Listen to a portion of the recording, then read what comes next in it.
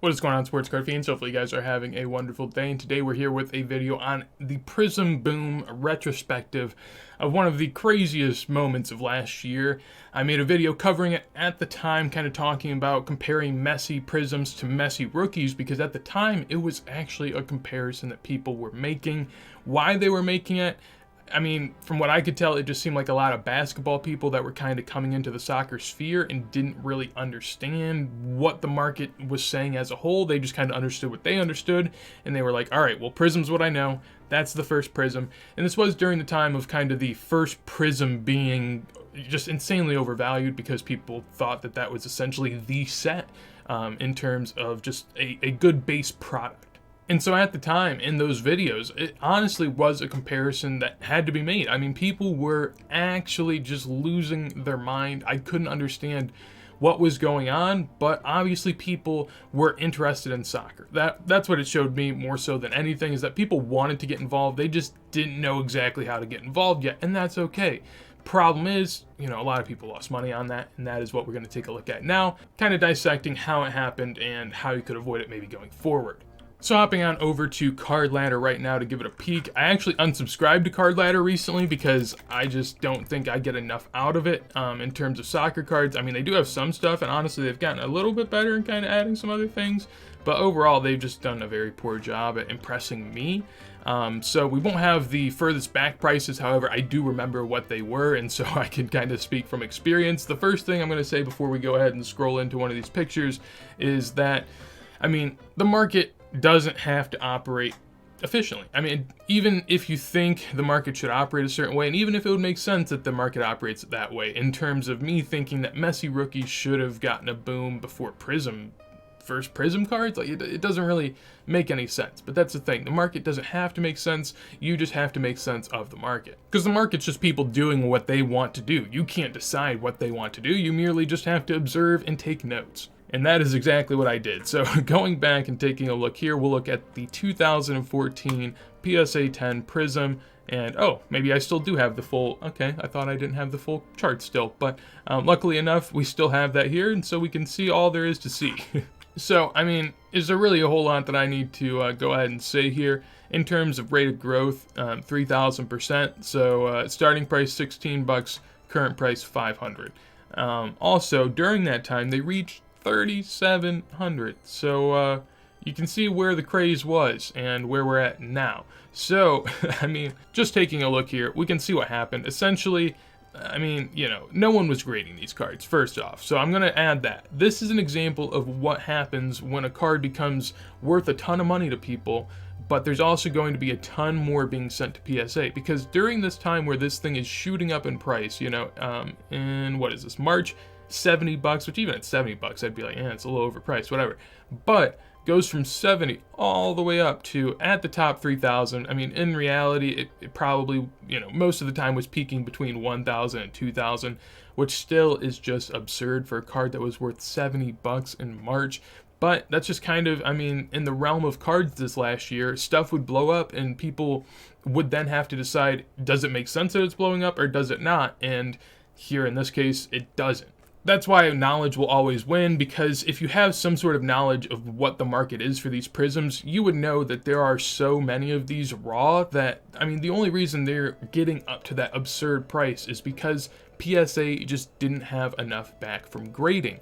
And so as they send back endless Prism throughout the next year, we can see that the price had to go back down a long ways. And from the peak, I mean, this thing is down, 90%. Like, that is an absurd loss. But, you gotta take into account most people aren't buying at the peak, and the people that are obviously had a lot of money to throw around. So knowledge is always going to be your friend. In this case, if you look up a Ronaldo 2003 and we look and see how that card's done since that boom, we can see here in August, during the boom of all of this, the PSA 10 version of this card went from a year or two ago from 2,400 all the way up to 25,000, which of course is a big jump again.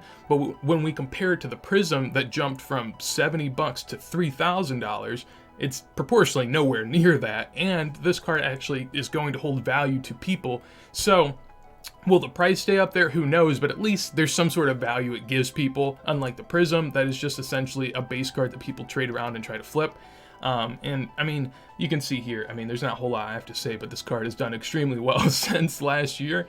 Will it come back down? I don't know. I mean, it's extremely hard to 10, only 38 in existence of Ronaldo rookie cards, so it's very hard to tell. But again, this is an example where, I mean, even during that time, you could have bought a Ronaldo PSA 10 rookie pop 38 for, I mean, obviously it's 25 grand. That's a ton of money. I'm not disputing that by any means. But when you compare it to the people that were paying 3.5 grand for a Prism 2014 PSA 10, that now there's, what, thousands of? I mean, probably. How many of them are there? Yeah, 1.1 thousand. There'll be more. In the last 3 months, there's been 200 graded. So if you compared the market cap, now at the time there wouldn't have been as many graded, but if you knew there was going to be more graded, you would have known there's at least going to be 1,000 of these worth 3,400 each. That means the market cap is 3.4 million. While with the other Ronaldo, there's 40 of them and they're worth 25,000 each, which means that market cap is 1 million. Now, again, like I said, at the time, they didn't know that the pop for the PSA 10 was going to be this high, but how could you not? When, I mean, if you look around, there is tons of them just all over the internet. I was seeing people pumping them when these raw cards were 30 to 40 bucks. And, you know, if they sent them in, they probably got them back here either at this dip or at this dip, and they might have gotten a 10 or a 9. I'm sure they made a little bit of money, but the thing is, no one was making that sort of money because no one had these cards graded. So you have to truly know the value and you have to understand the market before you come in, especially making splashes like this that people were making on cards that make no sense. I'll show the Messi 2014 Prism 2 just for an example so that you guys kind of have an idea of what's going on here. Again, much of the same, basically the same exact chart, except this one peaked at 4,000 apparently. So, and there's 1,600 of these. Oh my goodness. So, yeah, I mean, it's absurd to think about. And I mean, even the market cap right now is still really high for a you know, a 10th year card. So, I'm just saying, you know, you got to understand that modern product, especially compared to anything in the 2000s, like the early 2000s, the 1990s, the 80s, I mean, the modern product is so much more heavily printed. So if you're having these dreams and aspirations of exponential returns, you're just not going to get them. And that's okay. That's perfectly fine. You know, not everything has to be rare. It's nice to have accessible cards for people so that they can get into the hobby and start to enjoy it themselves. So there's nothing wrong with that, but have some realistic expectations behind what you own. And I would add, just in general, modern is going to be a much rougher way to go if you want to make money on your cards, especially like super modern, ultra modern type stuff. The last couple years of cards, you know, there's just so much. Like even when you look at this, I mean, this Messi Prism from 2014, kind of the beginning of the, you know, modern soccer era where, you know, they're actually getting good products. I mean, even this has too much pop. So you can only imagine kind of what the other sets look like. Sure, some are going to be lower, some are going to be higher. The World Cup Prism sets are obviously meant for a bigger audience.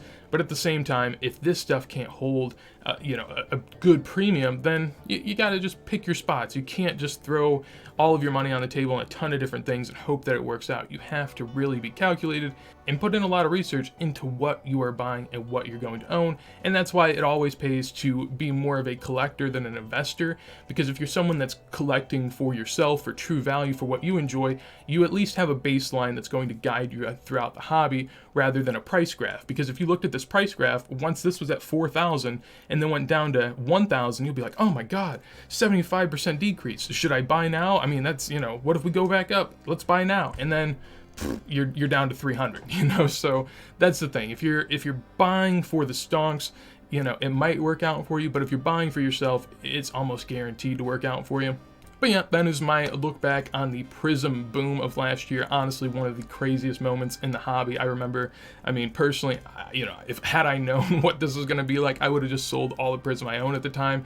I did sell some for just astronomical amounts compared to what they're worth now. And as to why people were paying that at the time, and I think it's kind of what a collective agreement does to a market. Whenever people just start saying that Prism Soccer are the rookies, I mean, people just freak out and the market went to a new place. And then people realized this isn't even close to one of their best cards, so everyone just sold, and here we are. So that is going to be it for this video. Hopefully you guys did enjoy. If you did, make sure to leave a like. Anything you want to let me know. Maybe you were around back then and saw some crazy stuff. Would love to hear it down below in a comment. And if you want to see more videos like this as soon as they go live, make sure to subscribe. And with that said, hopefully you have a wonderful day, and peace.